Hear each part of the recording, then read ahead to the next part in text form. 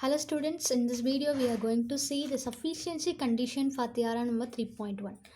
The statement of the theorem is a graph is bipartite if and only if it has no odd cycles. So, ஒரு graphல bipartite எடுத்துட்டு அதில் odd cycles இல்லை அப்படின்னு சொல்லி already proof பண்ணிட்டோம். அது necessity condition. இப்போ அந்த graphல odd cycles இல்லைன்னு எடுத்துட்டு அந்த graph bipartite graphா தான் இருக்கும்னு சொல்லி proof பண்ண போகிறோம். That is sufficiency condition. So, தேவையான sufficiencyனா போதுமான condition. necessityனா it must be தேவை கண்டிப்பாக இருக்கணும்.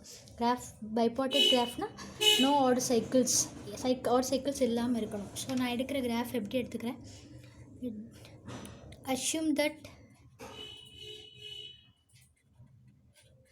G has no odd cycles.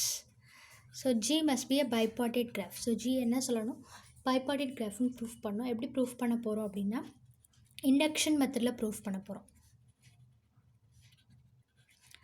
Number of எட்ஜஸை induct பண்ணி ப்ரூஃப் பண்ண போகிறோம். ஸோ எட்ஜஸ் க்யூ, ஸோ எத்தனை எட்ஜஸ் இருக்கோ அதை இண்டக்ட் பண்ணி ப்ரூஃப் பண்ண போகிறோம்.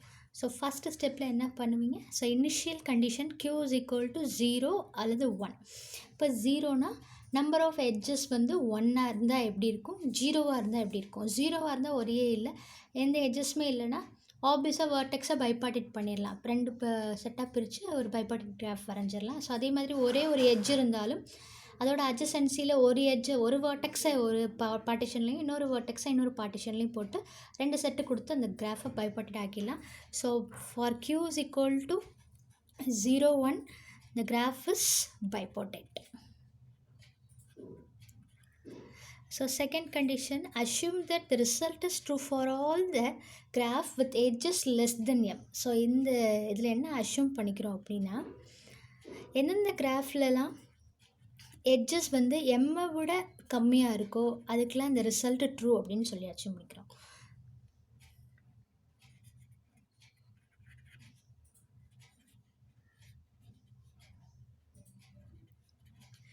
ஸோ லெஸ் தென் எம்னா, ஸோ எம் மைனஸ் 1 இருந்தாலே ஆப்வியஸாக ட்ரூ ஆகிடும். ஸோ எம்மை விட கம்மியாக இருக்கிற கிராஃபுக்கெல்லாம் எட்ஜஸ் இருக்கிற கிராஃபெல்லாம் இந்த கிராஃபுக்கெல்லாம் ரிசல்ட்டு ட்ரூ அப்படின்னு சொல்லி அஷ்யூம் பண்ணி வச்சுக்கிறோம். ஸோ இதை இண்டக்ட் பண்ணி தான், இந்த இதை யூஸ் பண்ணி தான் இண்டக்ட் பண்ணி ப்ரூஃப் பண்ணிகிட்டே இருப்போம்.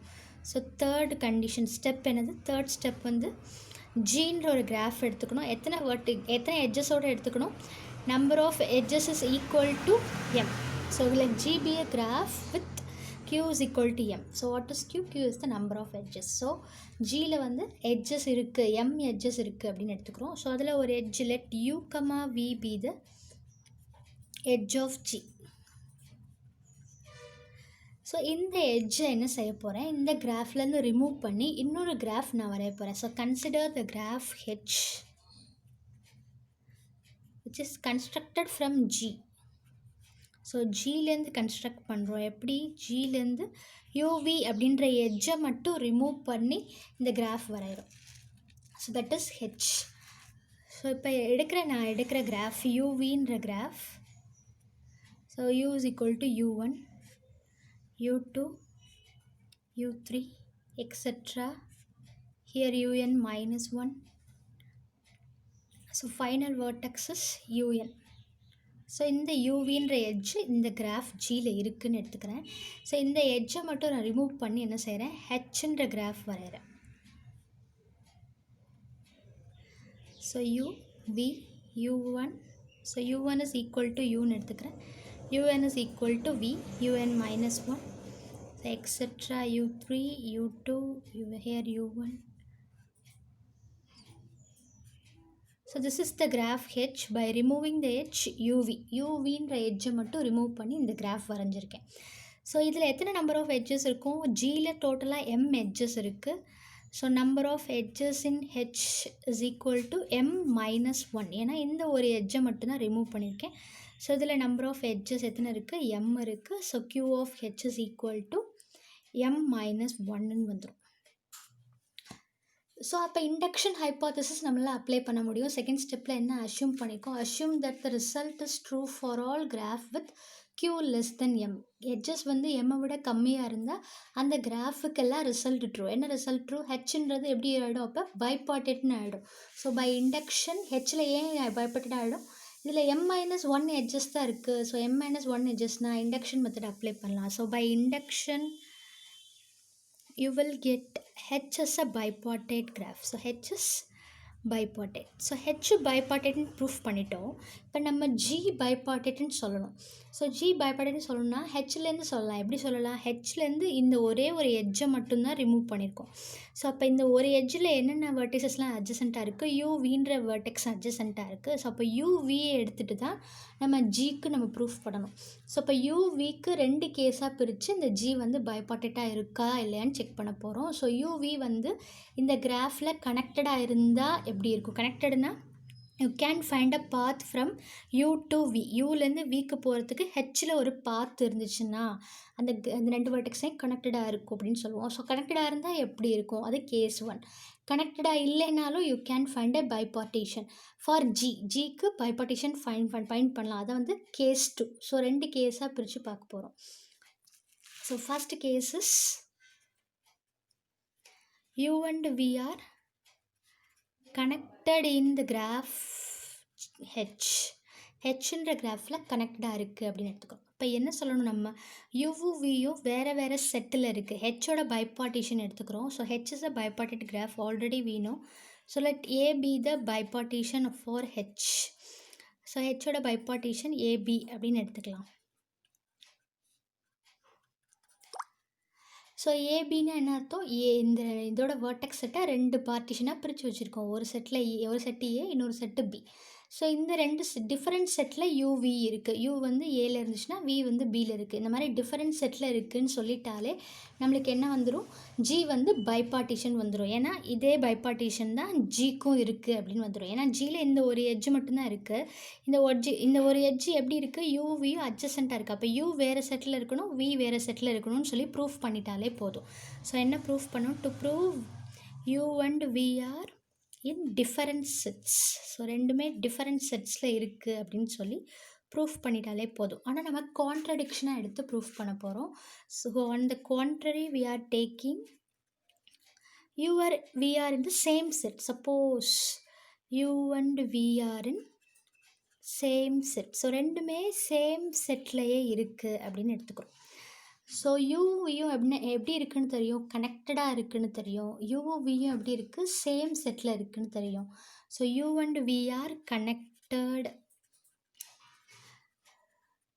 we can find a path between u and v. we have a path. So இந்த பாத்தை எப்படி எடுத்துக்கிறேன்? யூலேருந்து விக்கு போகிற பாத். ஸோ யூவை தான் என்ன வச்சுருக்கோம்? நேம் பண்ணியிருக்கோம். U1 நேம் பண்ணியிருக்கோம் இந்த ஹெச்சில் U1. So U1, U2, U3 அடுத்து எக்ஸட்ரா UN-1 UN வரைக்கும் போகிற பாத் எடுத்துக்கிறேன். ஸோ இப்போ U1. ஸோ U1க்கு அடுத்து என்ன இருக்குது? எட்ஜ் இருக்குது. ஸோ தட் இஸ் U1, U2ன்ற எட்ஜ் இருக்குது. அடுத்து என்ன இருக்குது? வெர்டெக்ஸ் U2 இருக்குது. அடுத்து எட்ஜ் U2, U3ன்ற எட்ஜ் வரும். எக்ஸட்ரா UN-1 இருக்கும். ஸோ நெக்ஸ்ட் என்ன இருக்கும்? எட்ஜ் இருக்கும். UN-1 UNன்ற எட்ஜ் இருக்கும். ஸோ நெக்ஸ்ட் லாஸ்ட் வெர்டெக்ஸ் என்ன இருக்கும்? UNன்ற வெர்டெக்ஸ் லாஸ்ட்டில் இருக்கும். So UN is nothing but V. அப்போ யூலேருந்து விக்கு நம்மளால் பாத் ஃபைண்ட் பண்ண முடியும் சின்ஸ் இட் இஸ் கனெக்டடாக இருக்கிறதுனால. ஸோ இந்த யூவி பாத்தில் யூவும் வியும் எங்கே இருக்குது? சேம் செட்டுக்குள்ளே இருக்குது. ஸோ இப்போ யூ வந்து ஏல இருக்குது அப்படின்னு எடுத்துட்டோம் அப்படின்னா யூ வந்து எப்படி இருக்குது? Odd number. So U1 so odd நம்பராக இருக்குது. ஸோ அப்போ ஏல இருக்கிற வெர்டிசஸ் எல்லாமே ஆட் நம்பர் வச்சு தான் வரும். ஸோ அப்போ என்னும் எப்படி தான் இருக்கும்? ஆடாக தான் இருக்கும். ஏன்னா யூவும் வியும் ஏன்ற செட்டுக்குள்ளே தான் இருக்குதுன்னு எடுத்துருக்கோம். அப்போ எத்தனை நம்பர் ஆஃப் வெர்டிசஸ் இருக்குது? ஆட் நம்பர் ஆஃப் வெர்டிசஸ் இருக்குது. பட் இதோட பாத்தோட லென்த் எப்படி இருக்கும்? ஆட் நம்பர் ஆஃப் வெர்டிசஸ் இருந்தால் அதோட லென்த் எப்படி இருக்கும்? ஈவனாக இருக்கும். ஸோ அப்போ இந்த பாத்தோட லென்த் என்ன வந்துடும்? ஈவன்னு வந்துடும். So it will become a even length. Path வந்து என்னவாயிடும்? ஈவன் லென்த்துடைய பாத்துன்னு ஆகிடும். ஆனால் ஆல்ரெடி என்ன வச்சுருக்கோம் நம்ம? U1, U2, U3 extra V வரைக்கும் இருக்கிற பாத்து ஈவன் லென்த்துடைய பாத்து. அது போக இந்த எட்ஜை நம்ம சேர்த்துட்டோம் அப்படின்னா என்னவாடும்? +1 சேர்ந்துடும். ஸோ V வரைக்கும் இருக்கிற பாத்து அப்புறம் UVன்ற எட்ஜு.